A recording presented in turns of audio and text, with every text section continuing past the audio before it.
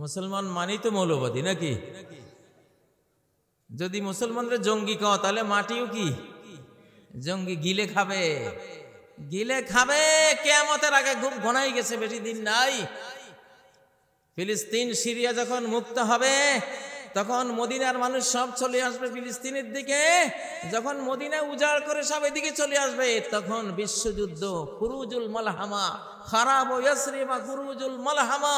Medina যখন উজাড় হয়ে যাবে মহাযুদ্ধ স্টার্ট হয়ে যাবে। আল্লাহু আকবার। আমাদের দেশে অনেকে যুদ্ধের খবরে রাখে না। আমি তো আজকে যুদ্ধের ডিক্লার করে দিলাম স্পিরিচুয়াল গভর্নরের পক্ষ থেকে। বাংলাদেশে দুইটা গভর্নর আছে, একটা হলো ফিজিক্যাল ডক্টর ইউনূস সাহেব যেটার প্রধান, আর একটা আধ্যাত্মিক গভর্নর আছে যেটার প্রধান কেউ বলবো না, কিন্তু সেটা আরো শক্তিশালী।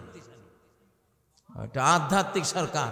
আধ্যাত্মিক সরকারের পক্ষ থেকে যেই মাত্র আমার সেক্রেটারি ফিজিক্যাল সরকারের সেক্রেটারিয়েটে আগুন দিয়েছে ইসলামের কারণে অথবা সমন্বয়কদের প্রতি হিংসা বিদ্বেষের কারণে, আধ্যাত্মিক সরকারের পক্ষ থেকে যুদ্ধ ডিক্লার করে দিলাম আজকে। লড়াই লড়াই লড়াই চাই, লড়াই করে বাঁচতে চান কে? শুধু লড়াই করে মরতে চাই, লড়াই করে বাঁচতে চাই, দুইটাই করবেন নাকি? বাঁচলে গাজী, মরলে শহীদ। স্লোগানটা ঠিক করেন। বাংলাদেশে এখন যাও ওয়াজ করা হবে সব ঠিকঠাক, কোনো ভুল ওয়াজ আর করা হবে না, কোনো ভুল স্লোগানও দেওয়া হবে না। লড়াই লড়াই লড়াই চাই, লড়াই করে তারপরে কি কইবেন? লড়াই করে মরতে চাই না, আগে কইবেন লড়াই লড়াই লড়াই চাই, লড়াই করে মরতে চাই। এটা সঠিক। সাহাবীরা কোনো দেশে গেলে, ইসলামের দাওয়াত নিয়ে গেলে, ওরা যদি দাওয়াত কবুল না করতো তারা বলতেন তাহলে ট্যাক্স দাও, নিরাপত্তা ট্যাক্স দাও, আমরা তোমাদের নিরাপত্তার সব করব, মারামারি করব না। ট্যাক্স যদি না দাও আগামীকাল সূর্য ওঠার সাথে সাথে এমন এক জাতির মুখোমুখি হতে হবে, তোমাদের কাছে মদ যত প্রিয় তাদের কাছে মৃত্যু তার চেয়েও বেশি প্রিয়। আল্লাহু আকবার। তাহলে কোরআন হাদিসের দৃষ্টিতে বাংলাদেশের এই স্লোগানটা আজকে ঠিক করিনি। লড়াই লড়াই লড়াই চাই। এখানে একটু গন্ডগোল আছে, লড়াই চাওয়াটা ঠিক না। নবীজি বলেছেন লা তাতামান্নাউ লিকা আল আদু, কখনোই শত্রুর সামনে শত্রুর মুখোমুখি হওয়ার আকাঙ্ক্ষা আল্লাহর কাছে করো না। ইসলাম অশান্তি চায় না। তাহলে লড়াই লড়াই লড়াই চাই, এটা হয় না। কি তাহলে কি হবে?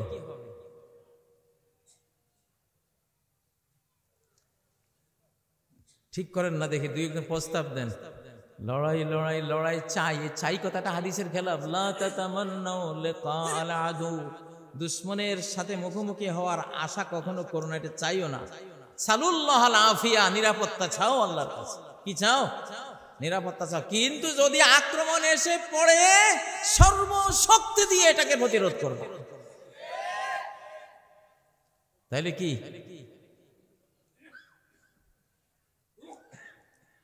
এখন তো ভাই হঠাৎ করে এত বড় স্লোগান পাল্টাবো কেমনে? ব্রেনে আসতেছে না। লড়াই চাই না, প্রতিরোধ চাই নাকি? লড়াই লড়াই লড়াই চাই। এতগুলি ব্রেন, একটা বানান না দেখি।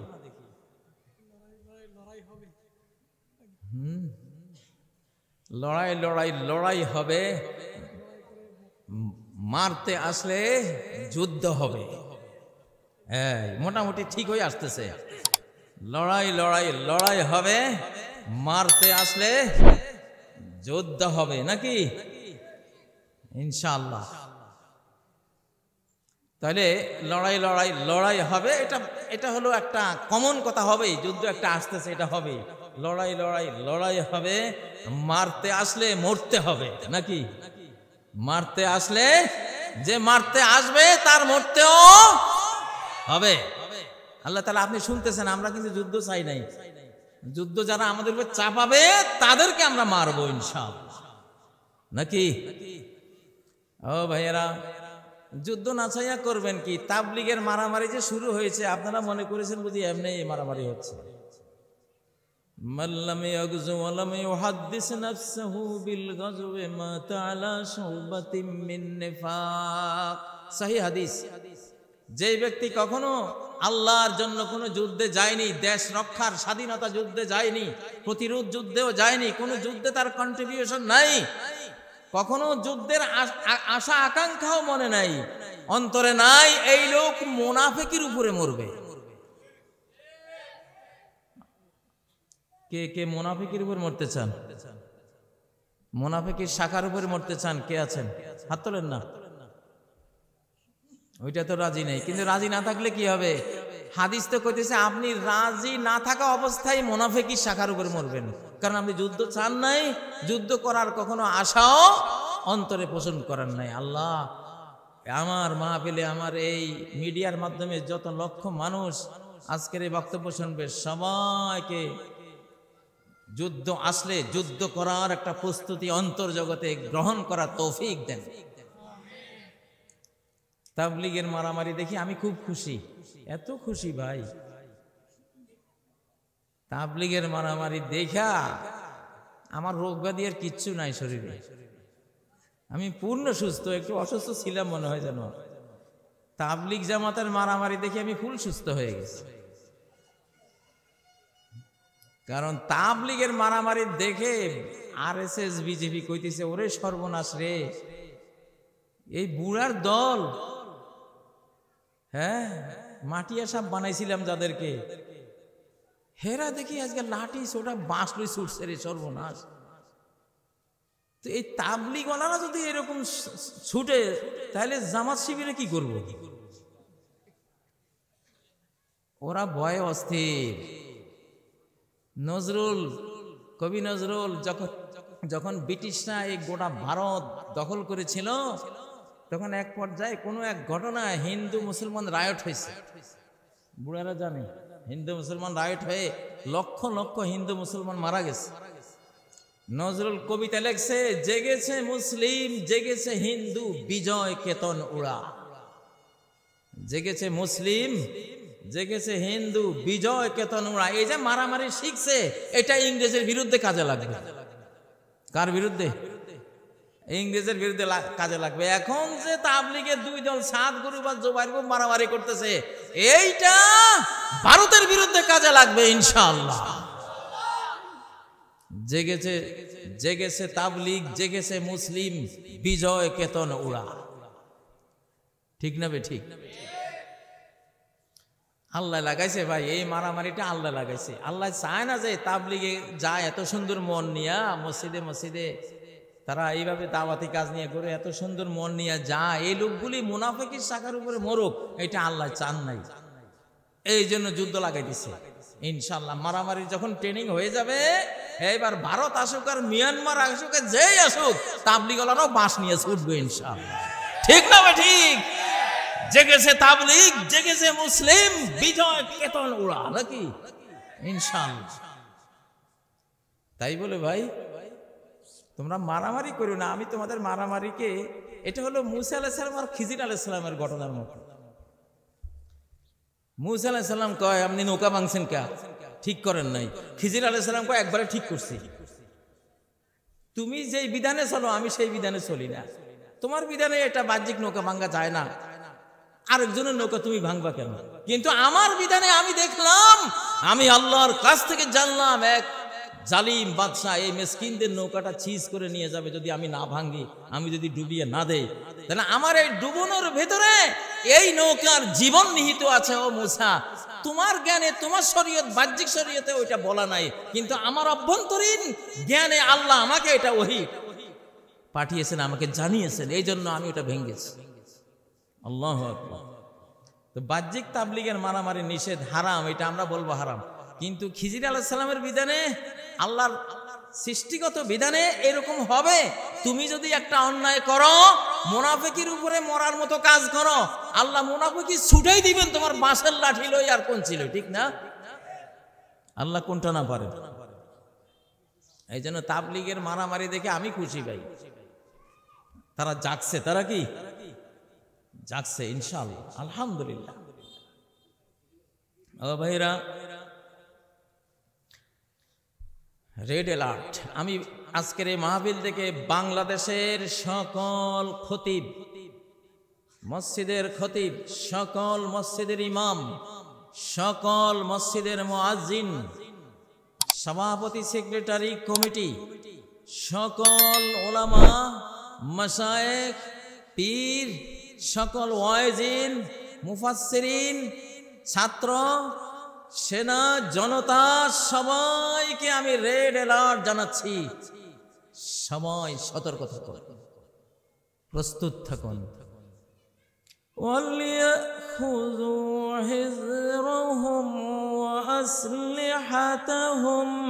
তারা যাতে তাদের সতর্কতা নেয়, তবে শুধু খালি হাতে সতর্কতা না, ও আসলিহাতাহুম, তাদের অস্ত্র যাতে হাতে তুলে নেয়। লাঠিও একটা অস্ত্র। ডক্টর ইউনূস সরকার, সেনাপ্রধান জনাব ওয়াকারুজ্জামান, আমি কালকে বলেছি এরা দুইজন আমার কাছে ভেরিফাইড লোক, ভেরিফিকেশন করে নিয়েছি যে এই দুইজন ঠিক আছে ইনশাআল্লাহ। তারা দেশপ্রেমিক মানুষ। কিছু উল্টাপাল্টা বলে সেটা বাদ দেন, তাদেরকে আমি বলছি এই চট্টগ্রামের উপরে বিশাল ষড়যন্ত্র পাকানো হচ্ছে, এটাকে বাংলাদেশ থেকে কাট অফ করে দেওয়ার জন্য। রংপুর, রাজশাহী, ওই চিকেন নেকের অঞ্চলকে কাট অফ করার জন্য চক্রান্ত চলছে। নবীজির যুগে সেনাবাহিনী কেমন ছিল কে বলতে পারেন? নবী সাল্লাল্লাহু আলাইহি ওয়াসাল্লামের যুগে সেনাবাহিনী ছিল না? ছিল না। ওনার পোশাক কোনো সেনাবাহিনী ছিল না, বেতন পোশাক কোনো পুলিশ ছিল না, বেতন পোশাক কোনো বিচারক। হযরত ওমর প্রধান বিচারক ছিলেন, আবু বকরের আমলে 2 বছর চিফ জাস্টিস হিসেবে দায়িত্ব পালন করেছেন, একটা বিচারও আসে নাই ওনার কাছে। আবু বকরকে বললেন, আবু বকর ইয়া খলিফাতা রাসূলিল্লাহ, শুধু শুধু কেন আমি রাষ্ট্রীয় কোষাগারের কিছু পয়সা নেব প্রধান বিচারপতি হিসেবে? একটা মামলাও তো নাই। ইসলাম এমন এক সমাজ গড়ে দিয়েছে যেন একটা ফেরেশতার সমাজ। আল্লাহু আকবার। কোনো মামলা নাই, কোনো ঝগড়া নাই, কোনো চুরি নাই, কোনো ডাকাতি নাই, কোনো ধর্ষণ নাই, কারো অধিকার হরণের কোনো প্রচেষ্টা অপচেষ্টা কোথাও নাই। কিসের আমি বিচার করব? এমন একটা সমাজ। আল্লাহু আকবার। এই কোরআন উপহার দিয়েছে, এখানে বিচারক লাগে না। আল্লাহু আকবার। ও ভাইয়েরা, তো নবীজির সেনাবাহিনী ছিল না, তার প্রত্যেকটা উম্মত এক একজন সৈনিক ছিল। প্রত্যেক উম্মত কি ছিল? প্রত্যেক সাহাবী এক একজন সৈনিক। ওয়া ইন্না জুনদানা লাহুমুল গালিবুন। আমার সৈনিক, আমার লা ইলাহা ইল্লাল্লাহ কালেমা যে অন্তরে নিয়েছে, সে আমার সৈনিক, সে আমার সৈন্য, সে আমার ফোর্স, সে আমার বাহিনীর একজন সদস্য। তারা বিজয়ী হবেই, ঠিক নয় কি? এখন সময় হয়েছে বিশ্বের বহু দেশে গোটা জাতি ট্রেনিং প্রাপ্ত, আমাদের গোটা বাংলাদেশের প্রত্যেকটা নাগরিকের এখন ট্রেনিং ফরজ ফারজে আইন হয়ে গেছে। কারণ যুদ্ধ ফরজে আইন, নাফির আম, গণযুদ্ধের ডাক দিতে হবে। এই যে সেক্রেটারিয়েট হলো বাংলাদেশের হৃৎপিণ্ড। এই বিদ্যুৎ বাতি যে জ্বলে, সেক্রেটারিয়েট থেকে তো বরাদ্দটা দেওয়া হয়, ঠিক না? রোড ঘাট রাস্তা যে করা হয়, কোত্থেকে বরাদ্দ কোত্থেকে দেওয়া হয়? সেক্রেটারিয়েট থেকে। এই যে যত রকমের আসবাবপত্র, খাবার দাবার, ঔষধ, সব তো সেক্রেটারিয়েট কেন্দ্রিক, ঠিক না? সেখানে আগুন দেয়া মানে কি? 18 কোটি মানুষের গায়ে আগুন দেওয়া হয়েছে। আর বসে থাকার সময় নেই। আপনারা আমার ন্যায় বিচার ও সাম্যের বিষয় দিয়েছেন, কিন্তু আমি যুদ্ধের ডিক্লারটা আগে দিলাম, কারণ আজকের সময়ের এটা দাবি। তো একটা সূত্র দেই সরকারকে। তালুতের 313 জন বাহিনী 1 লক্ষ বাহিনীকে পরাস্ত করেছে। কয়জন? 313 জন আল্লাহওয়ালা বাহিনী কতজনকে পরাস্ত করেছিল? 1 লক্ষ। আল্লাহু আকবার। বদরে 313 জন 1000 দুর্ধর্ষ বাহিনীকে পরাস্ত করেছিল। আরো কয়েক হাজার আসলেও পরাস্ত হতো।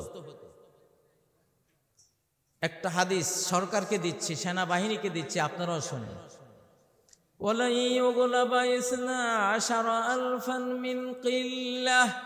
কোন বাহিনীতে যদি 12,000 সৈন্য থাকে, নবীজি বলছেন সংখ্যা অল্প হওয়ার কারণে, মাত্র 12,000 হওয়ার কারণে পৃথিবীর কোন বাহিনীর সামনে তারা পরাস্ত হবে না। সৈন্য সংখ্যা 12,000 হলে এই 12,000কে কেউ পরাজিত করতে পারবে না সংখ্যার দিক থেকে, যে সংখ্যা মাত্র 12,000। অন্যদিকে আসছে 2 লাখ 5 লাখ। নবীজি বলেন এই 12,000 যদি আল্লাহওয়ালা হয়, সবরওয়ালা, ধৈর্যওয়ালা হয়, পৃথিবীর কোন সংখ্যার বাহিনী 12,000 বাহিনীকে পরাস্ত করতে পারে না। কত বিরাট একটা তথ্য দিলাম। বাবরের পানিপথের যুদ্ধ, সম্রাট বাবর পানিপথে যে যুদ্ধ করেছিলেন, 12,000 সৈন্য নিয়ে আসছিলেন। মনে হয় এই হাদিসের কারণে, তিরমিজির এই হাদিসটার কারণে, ওরা হাদিস পড়তো, হাদিস জানতো। তিনি 12,000 সৈন্য নিয়ে এত বিশাল ভারতবর্ষের উপরে হামলা করেছেন। 1,80,000 বাহিনীকে মাত্র 12,000 দিয়ে পরাজিত করে ভারতে মোগল সাম্রাজ্যের পতাকা উড়িয়ে দিয়েছে, ইসলামের পতাকা উড়িয়ে দিয়েছে। নবীজির কোনো নিয়মিত সৈন্যবাহিনী ছিল না, প্রত্যেক সাহাবী ছিল তার সৈন্য, প্রত্যেক সাহাবী ফৌজ, প্রত্যেক সাহাবীর বাড়িতে তীর, তরবারি, সাজোয়া, হেলমেট, ওই যুগের সকল অস্ত্র ছিল। ডক্টর ইউনুস সাহেব, মাননীয় ওয়াকারুজ্জামান সাহেব, গোটা বাংলাদেশকে সৈন্যে পরিণত করুন। যদি আপনারা এটা পারমিশন দেন, এখন পারমিশন চাচ্ছি। যদি আমরা আক্রান্ত হই, খালি হাতে থাকা অবস্থায় কোনো পারমিশন চাইব না, নিজেরাই নিজেদের বাঁচার সকল আয়োজন আমরা জনগণ করতে বাধ্য হব, ঠিক নয় কি? ইনশাআল্লাহ। তখন আর আপনাদেরকে জিজ্ঞাসা করব না, বাঁচার জন্য যা লাগে, স্বাধীনতা অখণ্ডতার জন্য যা লাগে তা করতে কারা কারা রাজি আছেন? হাত তোলেন। লিল্লাহে তাকবীর, লিল্লাহে তাকবীর।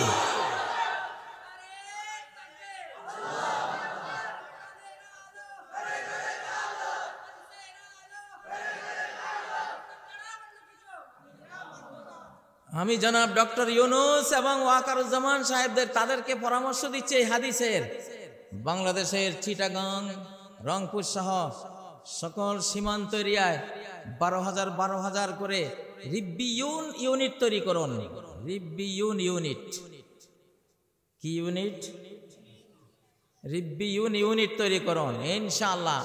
10 জন সেনা অফিসার রাখেন, তাদের মধ্যে রিটায়ার্ড সেনা অফিসারদেরকে রাখেন, তারা ট্রেনিং দিবে। তাদেরকে assault rifle, M16, M4, M1, AK-47 সহ যত রকমের রাইফেল আছে সব দিতে হবে, স্বাধীনতার জন্য দিতে হবে। আমরা স্বাধীনতার ফ্রিডম ফাইটার হব, আমরা ফ্রি ফাইটার। আপনারা তো ফ্রিল্যান্সারের নাম শুনেছেন, আমরা কি হব? ফ্রি ফাইটার হব আল্লাহর জন্য। কার?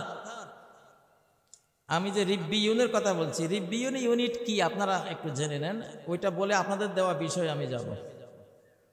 কি ইউনিটের কথা বললাম?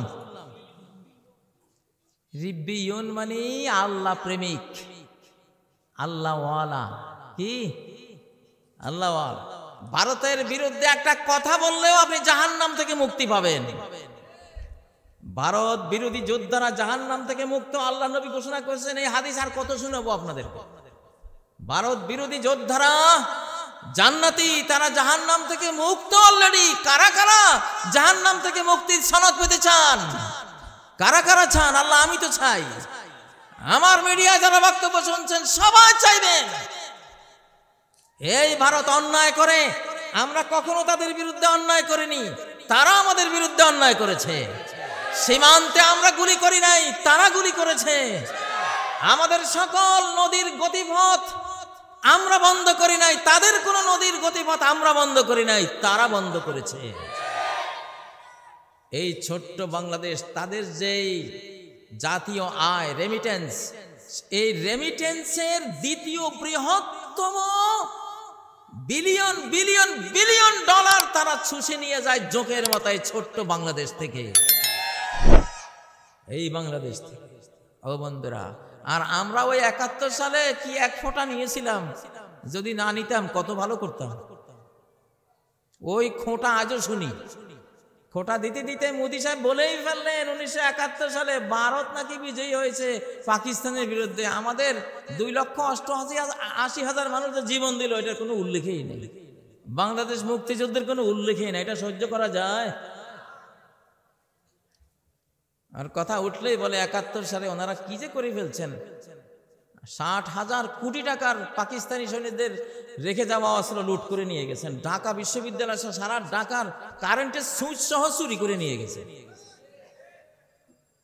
শৈবল দিঘিরে বলে উঁচু করি শির, শৈবল দিঘিরে বলে উঁচু করি শির, লিখে রেখো এক ফোঁটা দিলেম শিশির। বুঝেন না, ভারতের দশা হয়েছে এটা।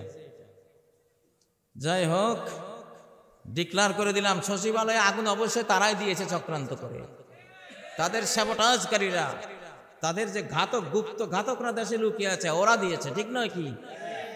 সচিবালয় থেকে ফিল্টারিং করে প্রত্যেক রয়ের দালাল, আধিপত্যবাদের দালালকে বহিষ্কার করার দাবি জানাচ্ছি আজকের মাহফিল থেকে।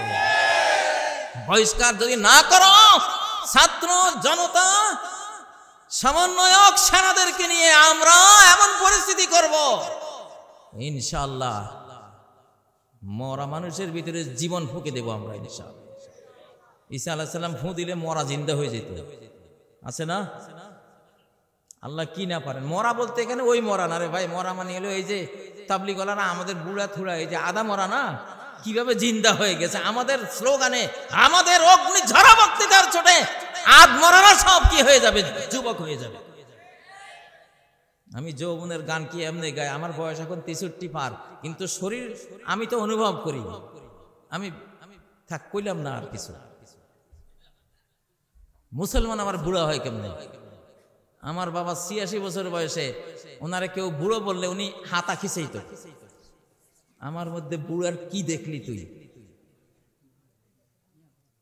এটা ইমানের বল, কিসের বল? ও ভাইয়েরা, তাহলে যুদ্ধ কিন্তু ডিক্লেয়ার করে দিলাম। আর সরকারকে বললাম, গ্রামগঞ্জের সর্বত্র কাজী ইব্রাহিমদের মতো যারা ফ্রিডম ফাইটার, স্বাধীনতার সৈনিক, এই বাংলাদেশে এই দ্বিতীয় স্বাধীনতার ঘোষক কিন্তু কাজী ইব্রাহিম। গৌরব না, এটা গৌরবের কথা না, ইতিহাস। ইতিহাস 2021 সালে 27 সেপ্টেম্বর র যখন ঘেরাও দিয়েছিল আমার বাসাটা, রয়ের স্তূপের মাঝখানে দাঁড়িয়ে আমি তো স্লোগান দিয়েছিলাম সবার আগে, স্বাধীন বাংলাদেশ জিন্দাবাদ, র মুক্ত বাংলাদেশ জিন্দাবাদ, হিন্দুস্তানি রাজাকার ধর ধর মার মার, এই স্লোগান এই বান্দা দিয়েছিল। সেই স্লোগানও ছিল রাব্বুল আলামিন শাহের কাছে একটা দোয়াও ছিল, একটা প্রেয়ারও ছিল, তিনি কবুল করেছেন। এটা আলেমদের, এই দ্বিতীয় স্বাধীনতার রূপকার থিঙ্কার হলো আলেম সমাজ। আলেম সমাজ তাদের আল্লাহর সাথে যোগাযোগ করে এমন এক আবহ দেশে তৈরি করেছে, শিশুরা পর্যন্ত যুদ্ধে ঝাঁপিয়ে পড়েছিল, কিশোর তরুণরা, আমাদের মা জাতি পর্যন্ত সে যুদ্ধে ঝাঁপিয়ে পড়েছিল, ঠিক নয় কি? যুদ্ধে যারা ঝাঁপ দিয়েছে তারা আমাদেরই এই মাহফিলগুলির ছাত্র, তারা সাইদির ছাত্র, তারা কামাল উদ্দিন জাফরির ছাত্র, তারা আহমদ শফির ছাত্র, তারা আজহারির ছাত্র, তারা বাংলার আনাচে কানাচে যত বক্তারা আছে, আমির হামজারা আছে, যত ইসলামিক স্পিকাররা আছে, এদেরই তৈরি ছাত্র হলো 5ই আগস্ট, যারা অলৌকিকভাবে একটা কারামত আল্লাহর পক্ষ থেকে পেয়ে ওই বিপুল শক্তিধর এক ফেরাউনকে বাংলাদেশ থেকে বিদায় করেছিল, ঠিক নয় কি?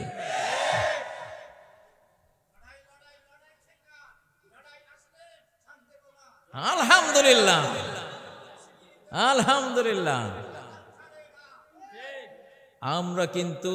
আমরা কিন্তু লড়াই চাই না। লড়াই করলে ছাড় দেব না। আমরা কিন্তু ফাইন কথা বলছি। আমরা কিন্তু মারতে চাই না, মারতে এলে ছেড়ে দেই না, মারতে এলে ছেড়ে। আলহামদুলিল্লাহ। আপনি দাঁড়ান তো একটু, আপনারা সারা পৃথিবীর মানুষ দেখুন, উঠেন। এই যে এই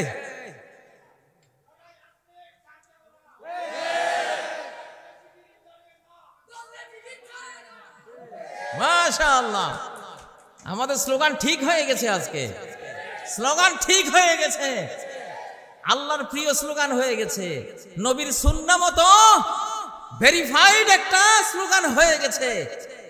আমরা কিন্তু লড়াই চাই না, লড়াই আসলে ছেড়ে দেই না, লড়াই আসলে ছেড়ে দেই না। ঠিক না কথা? আমরা ডিফেন্সিভ জাতি, আমরা অফেন্সিভ না, আমরা আক্রমণ করতে যাই না কারো দেশে। আক্রমণ করতে আসলে এই বাংলাদেশে ঢুকার 100টা রাস্তা আছে, মারতে আসলে পালাবার রাস্তা একটাও নাই। বাংলাদেশে ঢুকার জন্য রাস্তা কয়টা আছে? 100টা। কিন্তু মারতে আসলে পালাবার রাস্তা একটাও নাই। এটার একটা ঘটনা বড়াই বাড়িতে ঘটেছিল। যারা আমাদের সীমানায় ঢুকে পড়েছিল, 3 শতাধিক লাশ ফেলে পালাতে চেয়েছিল, পালাতে পারে নাই, পালাতে গিয়েও মরে গেছে। তাহলে বাংলাদেশ কি ভয়ঙ্কর দেশ, জোয়ার ভাটার দেশ, সকালে জোয়ার বিকালে ভাটা, বাবারে মারাত্মক দেশ। এটা মুহূর্তে ফুঁসে উঠে, আবার ঠান্ডা হয়, আবার ফুঁসে উঠে। জোয়ার ভাটার দেশের মানুষকে কন্ট্রোল করা যায় না। এই দেখবা যে মনে হয় যেন নাই, গেছে, শেষ হয়। আরে আল্লাহ রে, কয় ঘন্টা পরে দেখা যায় 2 কুল ছাপিয়া মাতিয়া ছুটিয়া চলে ধারা করো তোর। ঠিক না? এটা সেই দেশ। জোয়ার ভাটার দেশের মানুষকে কন্ট্রোল করা যায় না। যাই হোক, আপনারা তো প্রস্তুত আলহামদুলিল্লাহ। আমার ওয়াজ হয়ে গেছে আজকের ভাই। ওই যে 12,000 বাহিনীর কথা বলছি, আল্লাহ যদি বাংলাদেশ সরকার যদি এটা অ্যাকসেপ্ট করেন, জেনারেল ওয়াকার আপনারা নেন, আমি কাজী ইব্রাহিম 12,000 ফ্রি ফাইটার আমি পুষবো ইনশাআল্লাহ। আমি যেখানে থাকবো সেখানে বিমান বিধ্বংসী কামান বসাবো ইনশাআল্লাহ। যত রকমের মারণাস্ত্র। এখন আর জায়গা জমি আলমারি আর কিনা কয় ওয়ার্ডরোব হাবিজাবি না কিনে কি কিনবো? আমি প্রতিদিন কতবার কল্পনা করি, আমার আল্লাহ নবী মসজিদে ইমামত করতে গিয়ে একটা তলোয়ার কাঁধে নিয়ে ইমামত করেছে। ঠিক না? সশস্ত্র অবস্থায় থাকবে মুমিন, সবসময় সশস্ত্র অবস্থায় থাকবে সেনাবাহিনী। আপনারা শুনেন আল্লাহ কি বলেছেন, অলিয়া খুজু হেজরাহুম, মুমিনরা যাতে তাদের সতর্কতা গ্রহণ করে এবং অস্ত্র তারা যাতে সাথে রাখে, অস্ত্র থুয়ে। এটা হলো সূরা আন-নিসার কত নম্বর আয়াত? সূরা আন-নিসার 102 নম্বর আয়াত। পিলখানায় যে আমাদের বাংলাদেশের সেদিন মানে সেনা শক্তিটা প্রায় ধ্বংস হয়ে গিয়েছিল। ঠিক না? এত আর্মি অফিসার মারা গেছে, কোন একক দেশের দ্বিতীয় বিশ্বযুদ্ধের সময় এত আর্মি অফিসার মারা যায়নি। সেখানে একটা বিশাল রং ডিসিশন ছিল, একটা ভুল সিদ্ধান্ত ছিল, একটা ভুল সিস্টেম ছিল। সেই ভুল সিস্টেমের কারণে এতগুলি সেনা অফিসার আমাদের হারাতে হয়েছে। ভুল সিস্টেমটা কি? অফিসাররা কোনো অস্ত্র বহন করে না। তোমরা কি আল্লাহর নবী থেকেও বড় অফিসার হয়ে গেছো? যদি সেদিন সেনা অফিসারদের হাতে এক একটা অ্যাসল্ট রাইফেল থাকতো, কারো সাধ্য ছিল এতগুলি অফিসার মারে? বরং গুলির কোনো সাহস কেউ করতো? মেজরদের হাতে অস্ত্র। আপনি মেজর হয়েছেন, আপনার হাতে অস্ত্র নাই কেন? আমি যদি মামলা করি মরণ উত্তর বিচার হবে তাদের। কেন অস্ত্র ছাড়া গেলা তোমরা? এই সিস্টেম আমরা মানি না। মহানবীর সিস্টেমের সাথে এটা যায় না। মহানবীর সিস্টেম হলো তার সকল সৈনিক, সাহাবী, নবীজি যেখানে যেতেন তলোয়ারটা তাদের কাঁধে, তাদের তুনির তীর তাদের কোমরে। কেন আমাদের সেনাপতি, আমাদের সেনাবাহিনীর অফিসাররা অস্ত্র ছাড়া পিলখানায় গেল? কারণ কোরআন পড়া নাই, কোরআনের থিওরি নাই, ওই ইংরেজদের গোলামি এখনো করে যাচ্ছি। 102 নম্বর আয়াতে আল্লাহ কি বললেন? আলিয়াখুযু হিজরাহুম ওয়া আসলিহাতাহুম। নামাজ পড়তেছো, নামাজের মধ্যেও সতর্ক থাকো, সশস্ত্র থাকো। আল্লাহু আকবার, কত বড় সতর্কীকরণ! সূরা আন-নিসার 102 নম্বর আয়াত। যাই হোক, এটা রানিং যে পরিস্থিতি চলছে দেশে, সেজন্য একটু যুদ্ধের দিকে না গিয়ে উপায় নাই। আর আমি তো এবার বাংলাদেশে এসে প্রথম মাহফিল চিটাগাঙে আসলাম। আল্লাহ আমাকে চিটাগাঙেই মঞ্জুর করেছেন। আর কোথাও কত মাহফিল এসছে, আমি একটাও নেই। আকাশ থেকে মঞ্জুরি আসে নাই। আল্লাহ বলেন, মনে হয় যেন আল্লাহ বলতেছেন, কাজী তুই আবার গোলাম, তুই চিটাগাং যা, ওখানে সমস্যা আছে।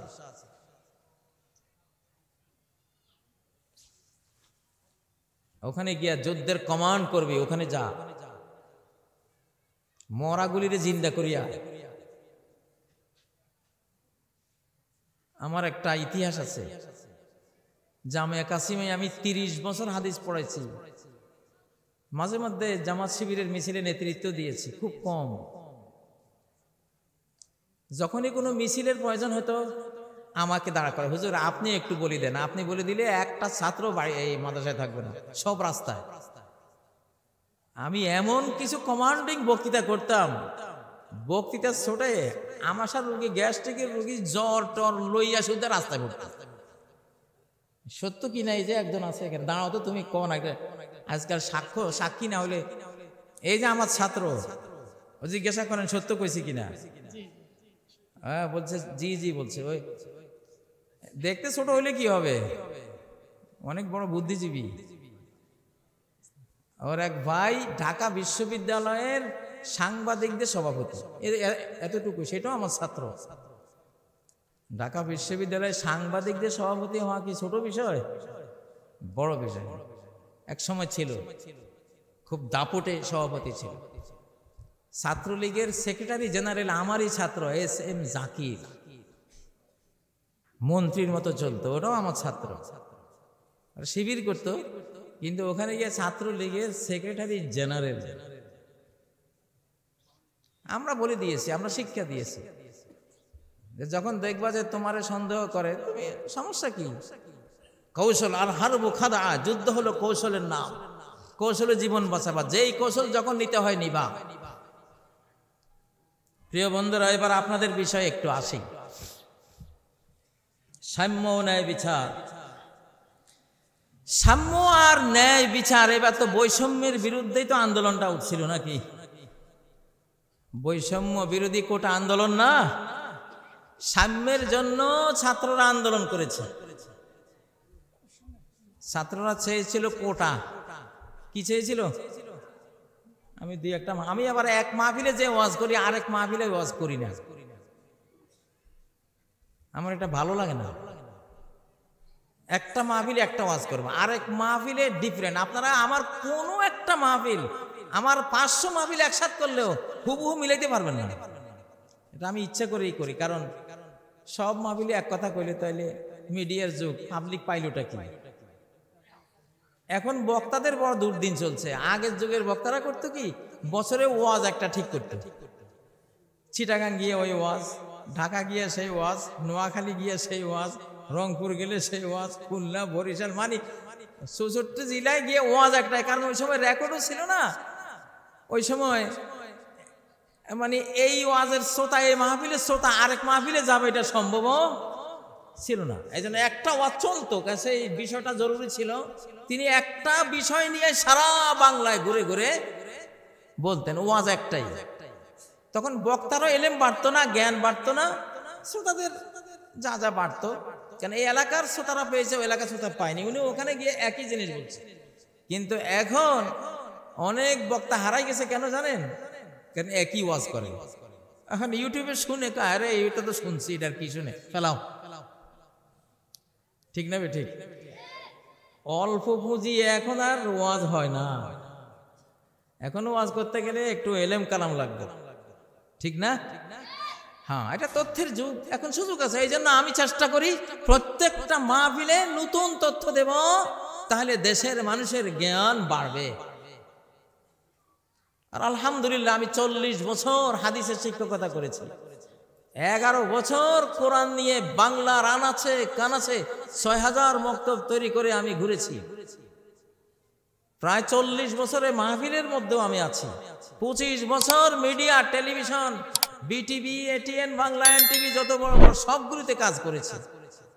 তো সেই অভিজ্ঞতা নতুন বাংলাদেশে আপনাদেরকে দেব ইনশাআল্লাহ, নতুন করে দেব। দেওয়ার জন্যই কিন্তু বাংলাদেশে ঢুকছি, নাহলে ঢুকতাম না।